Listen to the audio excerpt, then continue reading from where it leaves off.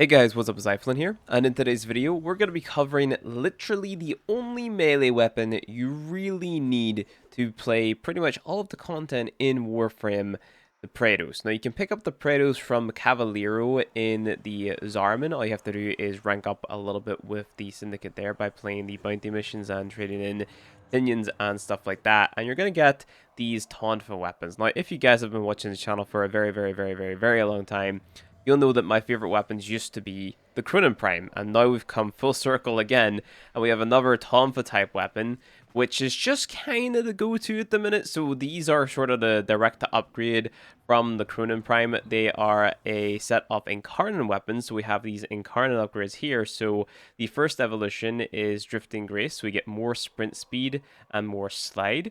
We've got Shockwave Synergies. For each enemy hit by a slam attack, you gain 4 combo. We've got Evolution 4, so Evolved Ascension, more parkour velocity.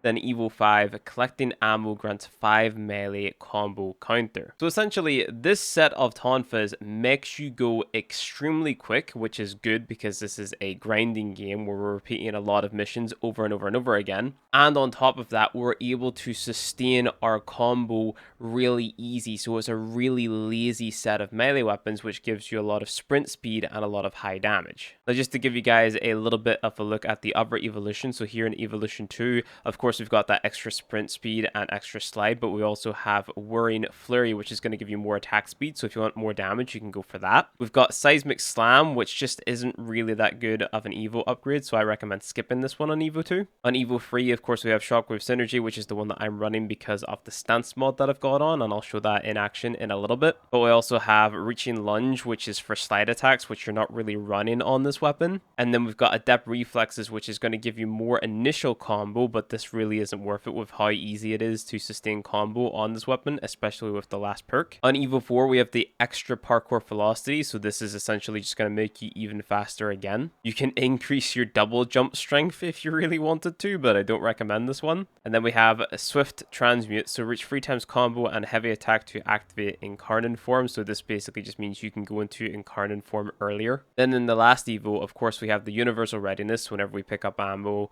we're getting more melee combo counter. We've got Kinetic Harmony, so more heavy attack wind-up speed if you want to use that for whatever reason. And then we've got a Transfigured Momentum, so on slide kill, plus 50% heavy attack efficiency. This one's conditional, so it's kind of not worth it. If we move on to the build isn't overly complicated. Something that's really important is Sovereign Outcast, because the blocking combo actually allows you to do a slam like that you see on the ground, and that's going to help us build up our combo. So that's because of this Evo free, so for each enemy hit by slam radius, gain 4 combo count. So Sovereign Outcast, really important. Condition Overload for our damage, Organ Shatter for our crit damage with Blood Rush to build it up. We also have Gladiator Might on here for even more crit damage. Weeping Wounds for some status chance, Quickening for some attack speed and more combo count chance to build up that combo even quicker. Prime Reach to hit as many enemies as possible. And I've got Prime Pressure Point on here. Now this is usually where you would put your Prime Smite mod, but if you want to just be lazy, you can just go ahead and throw Pressure Point into the slot as well, and it'll work just fine. Then for melee arcanes, you've got the choice between running Melee Duplicate, or you can run a maxed out Melee Animosity if you're going for 12 times heavy attack combo builds. Which one you run is really up to you. Melee Duplicate just for the light attack, Melee Animosity for the heavy attacks. Then I've got alternate versions of these builds as well. So I've got a Corpus build here where we're just going to go ahead and run Toxin damage. We replaced something for Fever Strike. We've actually replaced the Reach mod on this build, and we went ahead and we run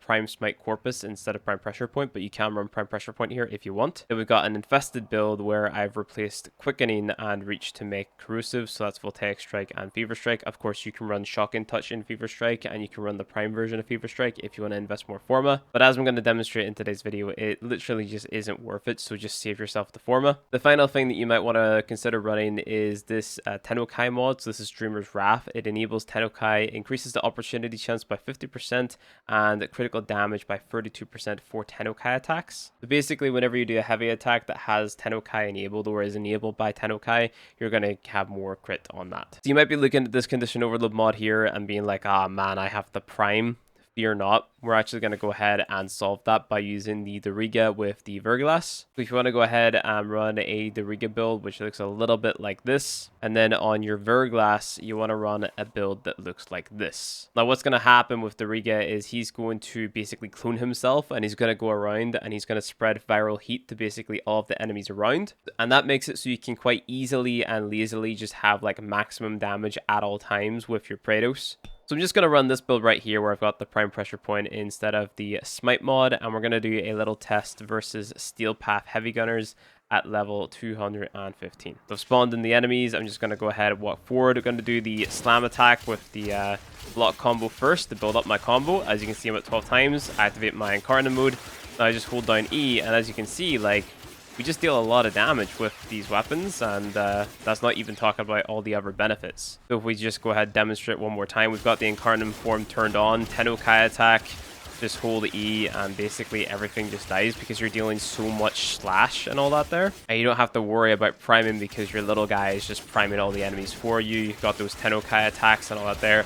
It's basically like literally just the laziest melee weapon that you can get. It's always going to have that 12 times combo, and it's going to give you that additional sprint speed, so it's just great to, you know, get missions done extremely quickly. Your Incarnon form is pretty much always going to be active because you're always going to be at 12 times combo because of the ammo pickups. And like it says in the description, like, you've got that bonus sprint speed and bonus parkour velocity as well. Now, like mentioned, you can go ahead and swap out Evolution 2, so that's Drifting Grace, which is the bonus sprint speed and slide distance for Whirring Flurry for more attack speed. So let's just go ahead and test that out. Go ahead, spawn in these enemies, and we're just going to go ahead, hold down E.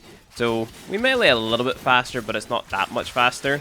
And of course, if you wanted to replace something on your build to, I don't know, like have more attack speed, you could definitely do that too. But I personally think that the attack speed on these is quite fine on its own. And normally whenever I'm running these to like get a mission done quickly, I'm running a frame like Vault anyway, who can actually like, you know, speed up my melee attack speed anyway. So I'm going to go ahead and I'm going to unequip that other perk. So I'm just going to put on the sprint speed again. And I'm going to give you guys a quick demonstration of using Volt's speed ability with this weapon. And as you can see, like, we just rip through the enemies because we're meleeing so much faster, so it's just a damage increase. And it's like, yeah, we're not killing these enemies extremely quickly, but keep in mind these are level 215 corrupted heavy gunners, so they have high armor and stuff like that.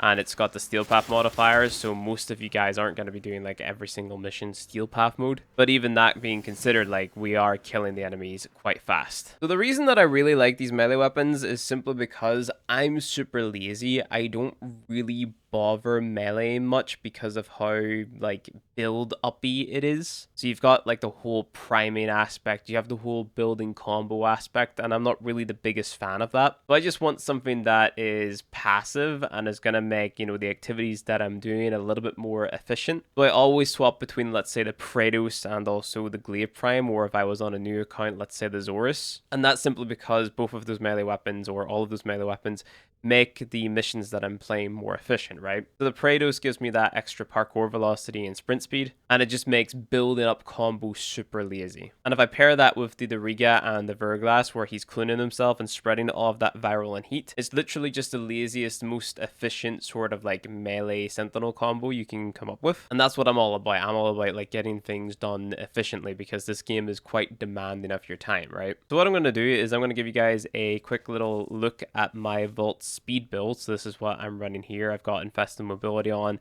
and speed, and I'm running just a high ability strength, high ability duration build. We pair that with the sprint speed and bonus slide and more parkour velocity coming from the Praetos, and you're going to see like how quickly I'm basically able to blitz through like a capture mission, for example. So what I'm going to go ahead and do is I'm going to go ahead and put on my Corpus build, and I'm just going to go through this Steel Path capture mission on Hydra. So this is level 130 to level 134, and I'm literally only going to be using the Praetos. Load into the mission, go into my midget man, just go ahead, cast my abilities, cast the speed here, and what I'm going to do is I'm just going to sprint all the way to the capture target. I'm going to hold down E, activate my Tennokai. You can see he's basically dead. Now I just capture him, and we just wait for the little exit thing to pop up. We head over towards the exit all the way at the other side of the map, which is brilliant. But as you can see, like, we are extremely quick. And the reason the Praetos pairs very well with Vault is because it's increasing your base sprint speed by 20%, right? So the speed ability is a multiplier for your sprint speed, basically. So the higher your ability strength, the higher the multiplier. So you increase the base value, and then you go super fast. So that's why Vault with Praetos is kind of my go-to at the minute. Infested Mobility kind of does the same thing, so it's just a big speed increase. It is a little bit hard to sort of like get used to begin with, but you know, as you can see, we're basically at the exit already, and that mission probably took us about maybe just over a minute. Yeah, just 4 seconds over a minute, so not that long. And if I was super focused on it, could probably do it even quicker. Get access to the Praetos, you have to have completed the Angels of Disarmament quest, and you come over here to this new player hub called the Chrysalith. Once you load in here, just go ahead, pause the game, hit fast travel, go to Cavaliero, go ahead, press Prize Wares. Then you're looking for the Praetos blueprint. You need some Void Plume pinions, you need some Void Plume quills, and you need to be master rank 14 before you can do it and have 9,000 standing ready to spend. So once you get the master rank 14, this is basically going to become your go-to melee weapon if you don't have the likes of the Glaive Prime. And either way, like, I have this thing on more or less 24/7 anyway, because it just speeds me up. I want to get things done quickly, efficiently, as fast as possible. I want a lazy melee weapon, which is always going to be a 12 times combo, and the Praetos does exactly that. So I think it is literally the best melee weapon in the game. I think you should go ahead and pick it up, because it's just going to make your melee life in a Warframe so much simpler. So that is pretty much it for, you know, the only melee weapon that you need in Warframe. Thank you for watching the video. If you enjoyed it, don't forget to leave a like and subscribe, as it helps the channel a lot. If you want to get early access to my videos, you can become a channel member by pressing the join button beneath this video for $5 a month. Or if you want early access to other cool resources and behind the scenes content, you can subscribe to my Patreon for less than $5 a month. Consider clicking on the video on screen, and I'll see you guys in the next one.